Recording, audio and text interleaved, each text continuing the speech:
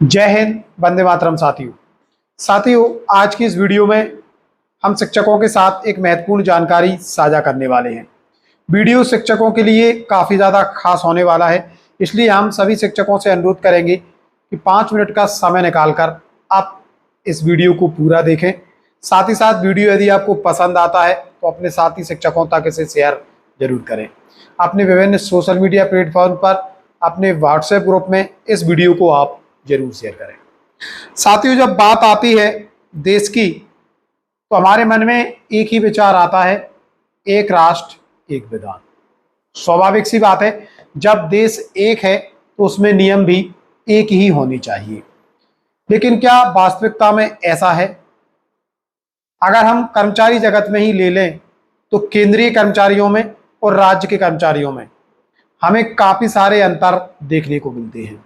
समान कार्य, समान पद, और उनमें सबसे बड़ा फैक्टर जो उनके वित्तीय लाभ है, जो उनकी सुविधाएं हैं, उनके वेतनमान हैं, उनमें हमें काफ़ी कुछ अंतर, काफ़ी कुछ डिफरेंसेस देखने को मिलते हैं। लगातार अगर हम मध्य प्रदेश की ही बात करें, शिक्षा जगत की ही बात करें, तो हमारे शिक्षकों के विभिन्न संगठन हैं।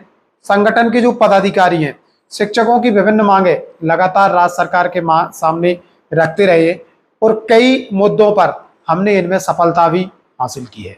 कहीं ना कहीं हमारे जितने भी संगठन हैं, उनके जो पदाधिकारी हैं, उनका कार्य भी सराहनीय रहा है और अभी तक संगठनों के माध्यम से हमने शिक्षक संवर्ग के लिए बहुत कुछ प्राप्त भी किया है। साथियों, यदि आज हम बात करें तो एक ऐसा मुद्दा जिसे कहीं ना कहीं लगातार इग्नोर किया जा रहा है, शिक्षक संवर्ग की वेतन विसंगति। जी हाँ साथियों, आपको सुनने में थोड़ा अटपटा लग सकता है, लेकिन ये वास्तविकता है कि वर्तमान में चाहे हम प्राथमिक शिक्षक हों, माध्यमिक शिक्षक हों या उच्च माध्यमिक शिक्षक हों, भारी वेतन विसंगति का सामना हम कर रहे हैं। कैसी वेतन विसंगति, उस पर अब हम चर्चा कर लेते हैं। यदि हम देखें, सबसे पहले आप एक चीज देखिए, यहाँ पर आपका जो वेतन निर्धारण होता है, समस्त शिक्षक साथी 7वां वेतनमान प्राप्त कर रहे हैं और आपके 7वें वेतनमान की गणना आपके 6वें वेतनमान के आधार पर की गई है, जिसमें कि ग्रेड पे और आपका पेमेंट जो भी होता था उसके आधार पर आपके वेतन का स्वरूप बना और उस आधार पर वर्तमान में आप वेतन प्राप्त कर रहे हैं।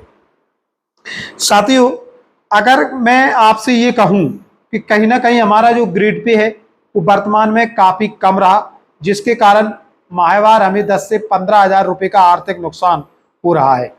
अगर उन ग्रेड पे को सुधार दिया जाए और जो वास्तविकता में हमारे कैडर के अनुसार हमें जो ग्रेड पे मिलना है वो हमें प्रदान कर दिए जाए, तो निश्चित तौर पर हमें बहुत अधिक आर्थिक लाभ हो सकता है।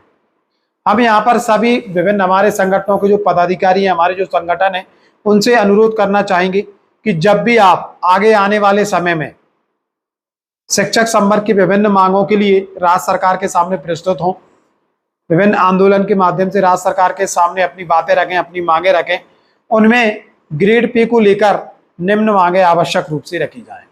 सबसे पहला, जिला शिक्षा अधिकारियों का जो ग्रेड पे है उसे 7600 किया जाए, ब्लॉक शिक्षा अधिकारी का ग्रेड पे 6800 किया जाए, प्रधानाचार्य का ग्रेड पे 7600 किया जाए, उप प्रधानाचार्य का 6800 किया जाए, प्रधान अध्यापक एचएस का 6600 किया जाए, प्रधान अध्यापक एमएस का 5400 रुपये किया जाए, शिक्षक वर्ग 1 का 4800 रुपये किया जाए, शिक्षक वर्ग 2 का 4600 रुपये किया जाए और शिक्षक वर्ग 3 का 4200 रुपये किया जाए। सोचा आपने, अगर हम देखें तो शिक्षक वर्ग 1 का जो ग्रेड पे है वो 48 रुपये होना ही चाहिए। केंद्र में वर्ग 1 के शिक्षक का ग्रेड पे 4800 रुपये है, वर्ग 2 के शिक्षक का ग्रेड पे 4600 रुपये है, वर्ग 3 के शिक्षक का ग्रेड पे 4200 रुपये है। अब सोचिए कितना डिफरेंस है। वर्तमान में हम 24, 32, 36 का ग्रेड पे प्राप्त कर रहे हैं। अगर इनमें संशोधन हो जाए, ग्रेड पे से का सीधा असर आपकी मूल वेतन पर पड़ता है। जितना अधिक आपका ग्रेड पे होगा उतना ही अधिक आपका मूल वेतन होगा, और जब आपका मूल वेतन अधिक होगा तो प्रतिवर्ष जो वार्षिक वेतन वृद्धि जोड़ी जाती है, स्वाभाविक सी बात है वह भी अधिक बनेगी। साथ ही साथ प्रत्येक वर्ष में 2 बार आपका महंगाई भत्ता निर्धारित होता है। अगर आपका ग्रेड पे अधिक होगा तो आपका मूल वेतन अधिक होगा और आपके मूल वेतन पर ही आपका महंगाई भत्ता जोड़ा जाता है, तो स्वाभाविक सी बात है आपका महंगाई भत्ता भी अधिक होगा। तो सोचिए, ग्रेड पे में असमानताओं के चलते एक शासकीय कर्मचारी कितना आर्थिक नुकसान प्रति माह झेल रहे हैं। और हम लगातार साल दर साल इन चीजों को इग्नोर करते आ रहे हैं। हम समझते हैं बहुत सारी हमारी बेसिक मांगे हैं, लेकिन उनके साथ साथ यदि हम इन मांगों को रखें और यदि इन मांगों का निराकरण होता है तो प्रति माह प्रत्येक शिक्षक साथी को 10 से 15 हजार रुपये का आर्थिक लाभ हो सकता है, जो कि अपने आप में एक बड़ी बात होगी। सभी जो शिक्षक संगठन है उनके पदाधिकारियों से विनम्र अनुरोध है कि आप जब भी शासन के सामने अपनी मांगे रखें, उनमें ग्रेड पे संशोधन की मांग को अनिवार्यता शामिल किया जाए, जिससे आने वाले समय में शिक्षकों को माहवार 10 से 15 हजार रुपये का आर्थिक लाभ हो सके। हमने आपको पहले ही बता दिया, ग्रेड पे अगर अधिक होगा तो आपका मूल वेतन अधिक बनेगा, और मूल वेतन आपका अधिक होगा तो आपको डीए अधिक मिलेगा, और मूल वेतन और ग्रेड पे अधिक होने पर ही आपको आने वाले समय में आपके जो विभिन्न भत्ते हैं, चाहे एचआरए हो या अन्य भत्ते हो, वो भी आपको बढ़कर मिलेंगे। अन्यथा की स्थिति में आपका ग्रेड पे मान लीजिए कम है तो ये सभी चीजें आपको कम मिलती रहेंगी और ये आजीवन अनवरत ये क्रम चलता रहेगा। सोचिए, जब माहवार आपको 10 से 15 हजार का नुकसान हो रहा है तो पूरे सेवा काल में आप कितना आर्थिक नुकसान झेल रहे हैं। मांगे सार्थक है, जायज है। कई राज्यों में शिक्षक साथी राज्य सरकार के जो अधीनस्थ कार्यरत है वो यही ग्रेड पे एवं वेतनमान प्राप्त भी कर रहे हैं, तो फिर हम क्यों नहीं। निश्चित तौर पर हमें ये मांगे राज्य शासन के सामने रखनी चाहिए। हम पुनः यहाँ पर हमारे सभी जो शिक्षकों के संगठन है उनसे अनुरोध करेंगे कि ग्रेड पे संशोधन को लेकर पुरजोर तरीके से अपनी मांग राज्य सरकार के समक्ष रखी जाए।